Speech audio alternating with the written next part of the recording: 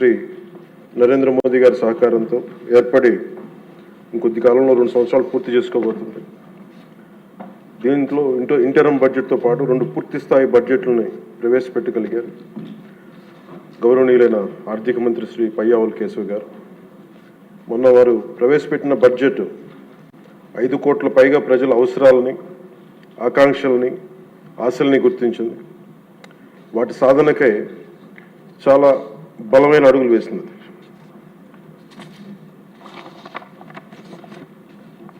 Particular ఇది మనకున్న ఆర్థిక పరిస్థితులు కానీ 2014 రాష్ట్ర విభజన జరిగినప్పటి నుంచి కానీ 2019 నుంచి 24 వరకు ఒక అరాచకమైన అనిశ్చితితో కూడిన ప్రభుత్వం కానీ ఈ కేయాటిక్ ఇలాంటి గందరగోళం మధ్యలో ఇంత అవకతవకల మధ్యలో కూడా చాలా 3,32,205 కోట్లతో బడ్జెట్ చాలా చాలా ఉన్న పరిమితమైన వనరుల్ని,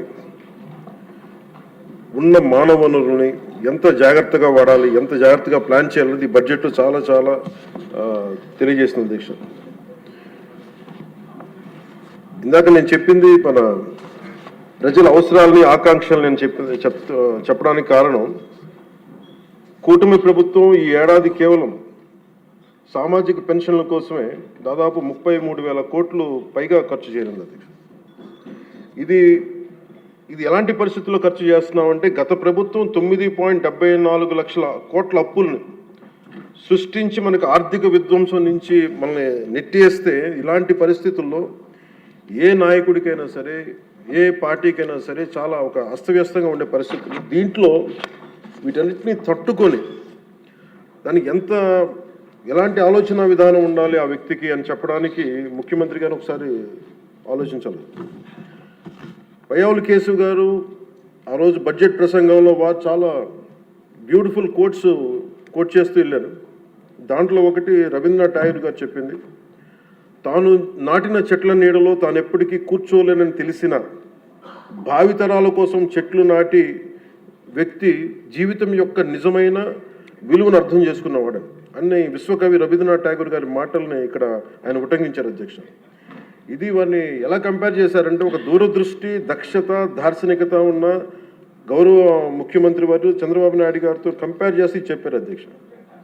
ఎందుకంటే మనకు ఉన్న పరిస్థితుల్లో ఉన్న పరిమితమైన వనరుల్ని, ఉన్న మానవ వనరులు ఎంత సమర్థవంతంగా వాడుకోవాలి అని అనటానికి ఆయన దూరదృష్టి, ఆయన పరిపాలన దక్షత, అలాగే ఆయన దార్శనికత ఈ రెండు ఈ బడ్జెట్లో చాలా స్పష్టంగా ఆయన గైడెన్స్ కానీ వారి పయ్యావుల కేశవ్ గారితో కలిసి వారు దీన్ని తీసుకొచ్చిన విధానం కానీ మనస్ఫూర్తిగా గౌరవ ముఖ్యమంత్రి గారికి మనస్ఫూర్తిగా ఈ సభ తరపున వారికి అభినందనలు తెలియజేస్తాను. అండ్ ఈ ప్రభుత్వం దూరదృష్టి, దక్షత, దార్శనికత ఉంటే గత ప్రభుత్వం ధ్వంసం, విధ్వంసం, విచ్ఛిన్నంతో కూడిన ప్రభుత్వం. ఒకసారి ఎట్లా చెప్పాలి బడ్జెట్ మనకి ఏమేమి ఉన్నాయో ఒకసారి మీకు ప్రజెంట్ చేయడానికి అధ్యక్ష. మనకు వాళ్ళు వదిలేసి వెళ్ళింది 9.74 లక్షల కోట్ల అప్పులు అధ్యక్ష. ఈ కూటమి ప్రభుత్వం 20 నెలలు పాలన సాధించింది ఏంటని చెప్పడానికి ఉదాహరణకి అంటే ఎలా ఉన్నారంటే వీళ్ళు 2014-19 మధ్య చేసుకున్న విద్యుత్ కొనుగోలు ఒప్పందాలని గత ప్రభుత్వం ఇష్టానుసారం రద్దు చేయడం ద్వారా విద్యుత్ సరఫరాలో లోటుపాట్లు వచ్చాయి. దీనికోసం విద్యుత్ కొనుగోళ్ల పేరిట అధిక ధర చెల్లించే బాధ్యత లేని ఆ వ్యక్తులకి చేసిన కొనుగోళ్ల కారణంగా డిస్కమ్స్కి 12,250 కోట్ల నష్టం వాటిల్లింది. ఈ 5 ఏళ్ల అసమర్థ విధానాల కారణంగా విద్యుత్ పంపిణీ సంస్థలు దాదాపు 1.29 లక్షల కోట్ల మేర నష్టపోయాయి. ఈ భారాన్ని విద్యుత్ బిల్లుల రూపంలో మళ్ళీ ప్రజల మీదనే మోపారు. కూటమి ప్రభుత్వం వచ్చిన తర్వాత ఈ విధానాన్ని రద్దు చేసి ట్రూ అప్ ఛార్జీని పూర్తిగా ఎత్తివేయడమే కాకుండా రాష్ట్ర చరిత్రలో ఎన్నడూ లేని విధంగా ట్రూ డౌన్ పేరిట ప్రజలపై విద్యుత్ బిల్లుల భారాన్ని తగ్గించినారు. అలాగే వాళ్ళు చేసిన అప్పుల వల్ల, వాళ్ళ నిర్లక్ష్య అసమర్థ పాలన వల్ల, ఆర్థిక విధ్వంసం వల్ల రాష్ట్ర అభివృద్ధి 30 ఏళ్ళు వెనక్కి నెట్టవేయబడి ఇవేదో రుజువుల్లో చేయకుండా విమర్శ కాదు అధ్యక్ష. ఇది మనం శ్వేతపత్రంలో ఉన్న వివరాల ప్రకారం, మన జూలై 24 శ్వేతపత్రం ఉన్న వివరాల ప్రకారం వెళ్ళిపోయిన పాలకులు దాదాపు 9,74,000 కోట్ల అప్పులు మన మీద వేసి వెళ్ళారు. అందులో వివిధ శాఖల పరిధిలో పనులు చేయించుకొని కాంట్రాక్టర్స్కి, వెండర్స్కి వాళ్ళు చెల్లించకుండా వదిలి వెళ్ళిన అప్పులే 1,35,000 కోట్ల రూపాయలు ఉన్నాయి. అందులో కూటమి ప్రభుత్వం ఏర్పడిన తర్వాత 25,000 కోట్ల రూపాయలు ముఖ్యమంత్రి గారి నాయకత్వంలో అప్పులు తిరిగి చెల్లించగలిగాం అధ్యక్షుడు. నీటిపారుదల, రోడ్లు, భవనాలు, పరిశ్రమల శాఖల వారీగా ప్రాజెక్టుల కోసం మరో 37,000 కోట్లు విడుదల చేయడం జరిగింది. కూటమి ప్రభుత్వం ఏర్పడిన తర్వాత వాళ్ళు మిగిల్చిన అప్పులను క్లియర్ చేస్తూ అదనంగా సెంట్రల్లీ స్పాన్సర్డ్ స్కీమ్స్కి 25-26 ఆర్థిక సంవత్సరంలో 18,700 కోట్లని విడుదల చేయడం జరిగింది. కేంద్ర ప్రభుత్వం నుంచి వచ్చిన 10,500 కోట్ల నిధుల్ని వినియోగించడంలో గత ప్రభుత్వం చాలా ఘోరంగా విఫలమైంది. అందులో 1,800 కోట్లు PMAY అర్బన్ రెజ్యువనేషన్ మిషన్, ప్రధానమంత్రి Ayushman Bharat, pre matric scholarship for OBC, EBC, denotified తెగలు, PMSSV కింద రావాల్సిన పోస్ట్ మెట్రిక్ స్కాలర్షిప్లు చెల్లించకపోవడంతో వెనక్కి వెళ్ళిపోయి తద్వారా పట్టణాల్లో అభివృద్ధి నిలిచిపోయింది. రాష్ట్ర విద్యార్థులు, యువత నష్టపోయింది. సెంట్రల్లీ స్పాన్సర్డ్ స్కీమ్స్కి రాష్ట్ర మ్యాచింగ్ గత ప్రభుత్వం ఇవ్వకపోవడం వల్ల 8,700 కోట్ల రూపాయలు నిరుపయోగం అయిపోయాయి. తద్వారా కేంద్ర ప్రాయోజిత పథకాల అమలు ఆగిపోయింది. ఇట్లా గత ప్రభుత్వం పూర్తి చేయకుండా వదిలేసి వెళ్ళిన పులివెందులు కానీ, డోన్, ఉద్దానం ప్రాజెక్టులకి తిరిగి మన ప్రభుత్వం వచ్చి 400 కోట్ల రూపాయలు కేటాయించి మళ్ళీ విలేజ్ స్కీమ్ ప్రాజెక్టులను ఈ వేసవిలోని ప్రజలకి అందుబాటులో తీసుకురాబోతున్నాం. మరో 7,910 కోట్ల రూపాయలతో 5 జిల్లాల పరిధిలో మెగా వాటర్ గ్రిడ్ ప్రాజెక్ట్స్ని ప్రారంభించాం. 2027 చివరి నాటికి మొత్తం ప్రాజెక్టులు పూర్తి చేయబోతున్నాం అధ్యక్ష. కూటమి అధికారంలోకి వచ్చిన తర్వాత జల్ జీవన్ మిషన్కి చాలా బలమైన పునరుత్తేజం తెచ్చాం. అలాగే విద్యాశాఖలో కూడా సహచర మంత్రి వైద్యుడు సోదరుడు నారా లోకేష్ గారి నాయకత్వంలో కూడా చాలా రెవల్యూషన్ చేంజ్ చేసి వచ్చినాయి. తల్లికి వందనం, మెగా పేరెంట్స్ టీచర్ మీటింగ్ వంటి ఈ వినూత్న కార్యక్రమాలను అమలు చేయడం, మెగా DSC ద్వారా 16,000 మందికి ఉపాధ్యాయ నియామకాలు చేపట్టడం, ఇవన్నీ వారికి మనస్ఫూర్తిగా అభినందనలు తెలియజేస్తాను.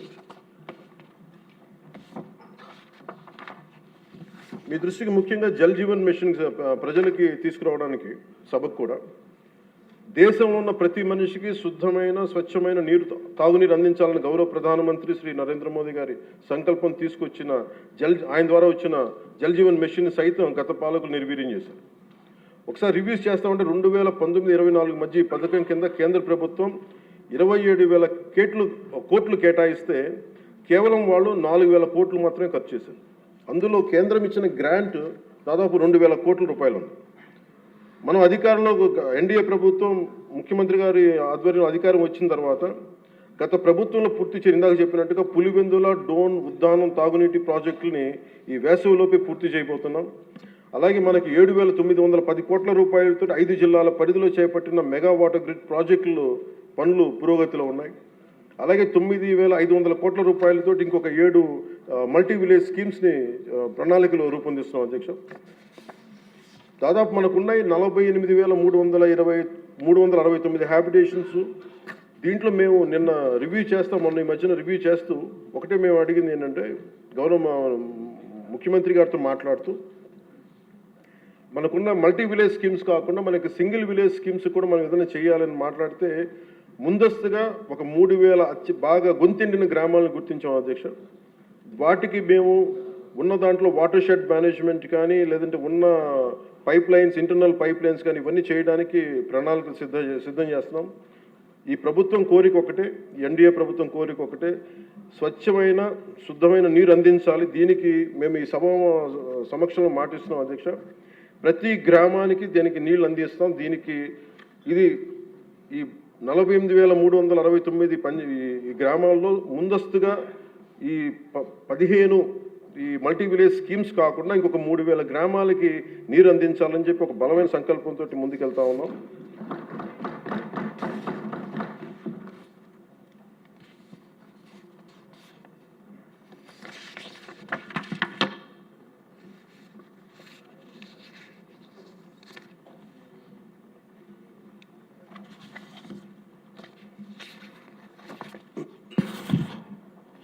ఉదాహరణకి మీకు నరేగా కంపారిజన్ మీకు చెప్తాను అధ్యక్ష. అది మన ప్రభుత్వానికి వాళ్ళ ప్రభుత్వానికి తేడా.